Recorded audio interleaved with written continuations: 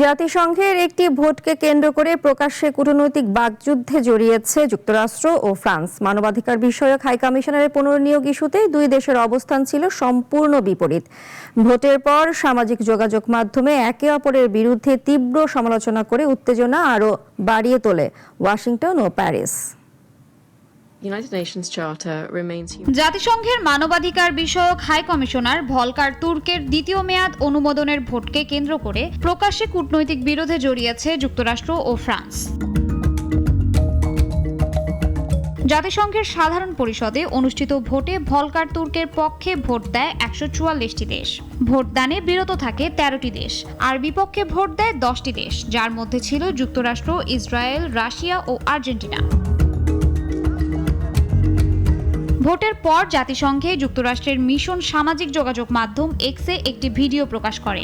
সেখানে মার্কিন রাষ্ট্রদূত জেফ বার্টোস দাবি করেন, জাতিসংঘের মানবাধিকার ব্যবস্থা দীর্ঘদিন ধরে বিশ্বাসযোগ্যতা হারাচ্ছে এবং ভলকার তুর্কের নেতৃত্বে সেটি আরও দুর্বল হয়েছে।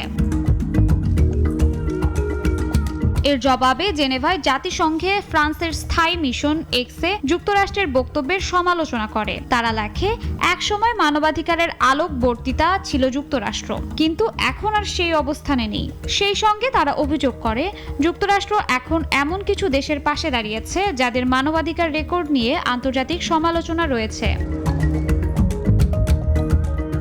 এর পাল্টা প্রতিক্রিয়ায় জাতিসংঘে যুক্তরাষ্ট্রের প্রতিনিধি মাইক ওয়ালস ফ্রান্সের মন্তব্যকে লজ্জাজনক বলে আখ্যা দেন। তিনি অভিযোগ করেন, ফ্রান্স মানবাধিকার লঙ্ঘনের অভিযোগ থাকা দেশগুলোর প্রতি নমনীয় অবস্থান নিচ্ছে, অথচ যুক্তরাষ্ট্র ও তার মিত্রদের সমালোচনা করছে।